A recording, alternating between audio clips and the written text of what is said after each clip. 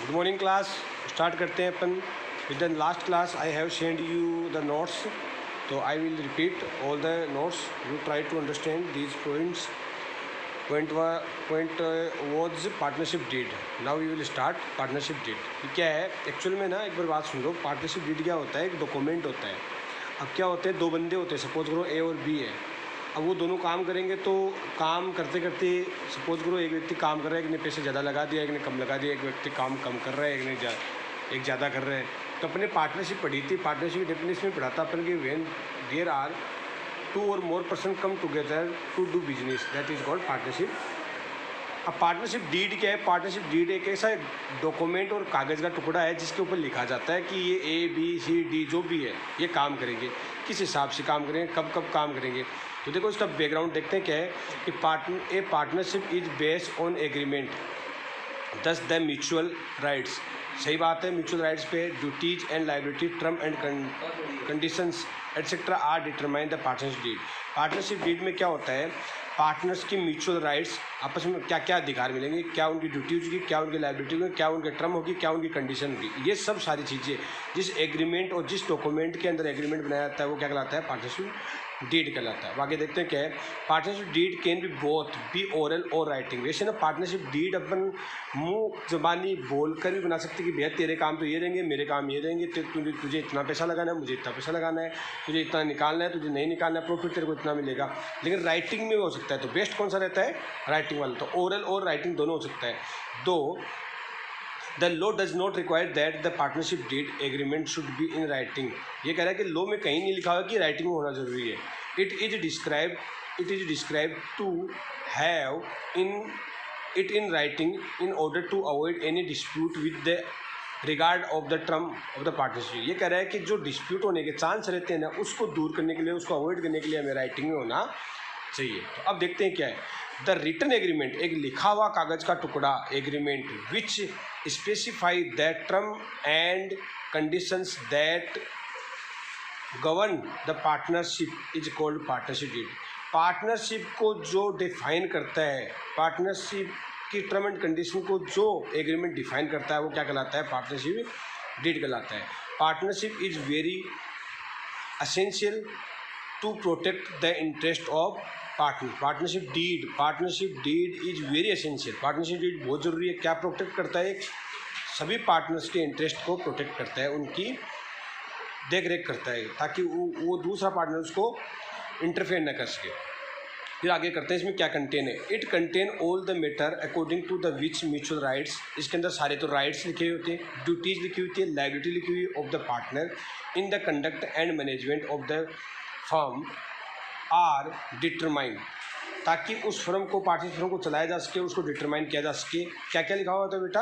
According to deed mutual rights, आपस में जो अधिकार मिले हैं वो, म्यूचुअल ड्यूटीज और लाइबिलिटी, वो सारा सब कुछ लिखा हुआ होता है ताकि हम कंट्रोल और कंडक्ट कर सके बिजनेस को. आगे देखते हैं. The partnership deed contain various provisions relating to various. देखो अब मैं पॉइंट बताने जा रहा हूँ जैसे क्या क्या लिखा होता है.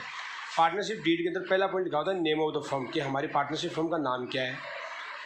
Nature of business and location of business. Business का नेचर क्या है, किस चीज़ का है. जैसे किस चीज़ का मतलब लिक्विड का है, सीमेंट का है, टेक्सटाइल का है. तो क्या आपके बिजनेस का नेचर क्या है? सीजनली भी हो सकता है, किसी टाइप का दे सकते हो आप. And location of business, business की जगह क्या है, प्लेस क्या है, डिस्ट्रिक्ट का कौन सा लगता है, स्टेट कौन सा लगता है, ज्यूरिडिक्शन कौन सा लगता है. ज्यूरिडिक्शन का मतलब होता है जिस एरिया के अंदर आप रजिस्टर्ड हो कानून के तहत, CGST SGST के तहत.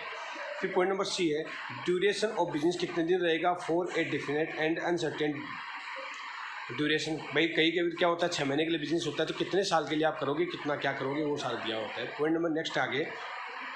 Investment made by the partners के द्वारा इन्वेस्टमेंट कितना किया गया है. तो इसके अंदर मैंने पॉइंट लिया है capital contribution by each partner. प्रत्येक पार्टनर के अंदर जितना पैसा लगाया होता है वो भी लिखी हुई होती है. इंटरेस्ट ऑन कैपिटल, इसमें ये लिखा होता है कि जिस व्यक्ति ने जितने पैसे लगाए हैं क्या उस पर ब्याज दिया जाएगा या नहीं. Whether it will be paid और not and if paid by what rate. चुकाया जाएगा तो किस रेट से चुकाया जाएगा यहाँ नहीं चुकाया जाएगा क्या, जो पूंजी लगाई है पार्टनर ने उन पर ब्याज. फिर है drawings by the partner. Drawings को बोलते हैं व्यापार से पर्सनल यूज के लिए पैसा निकालना, उसको बोलते हैं. वैसे आपको अकाउंट्स में सर पढ़ाएंगे तो ड्राइंग्स बाय पार्टनर, व्यापार मैंने आपको हिंदी में लिख के दिया था। व्यापार से पर्सनल यूज के लिए मनी विड्रॉल करना क्या कहलाती है, ड्राइंग्स कहलाती है। उसको हिंदी में बोलते हैं आर एंड।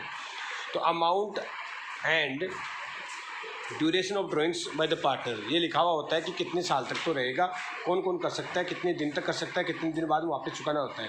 फिर इसके बाद पॉइंट लिखा होता है इंटरेस्ट ऑन ड्राइंग्स। ड्राइंग्स का मतलब हो गया जो आपने पैसा निकाला है उस पर ब्याज की दर क्या होगी।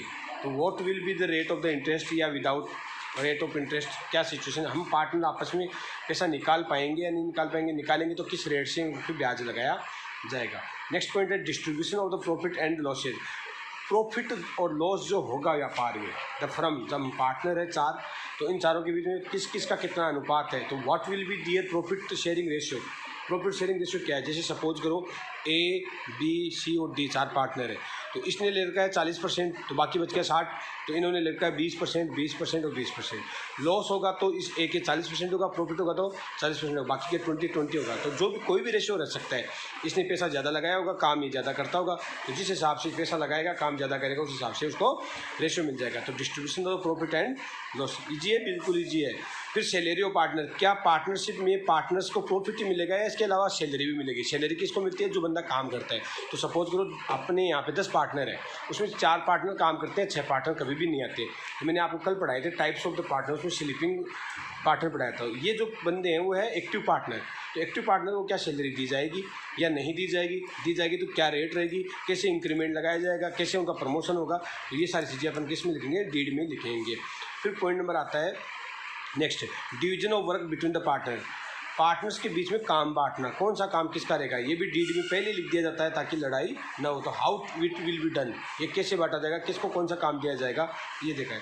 फिर है interest on loan advance by the partner. कभी कभी क्या होता है, कई पार्टनर से अपन लोन भी ले लेते हैं।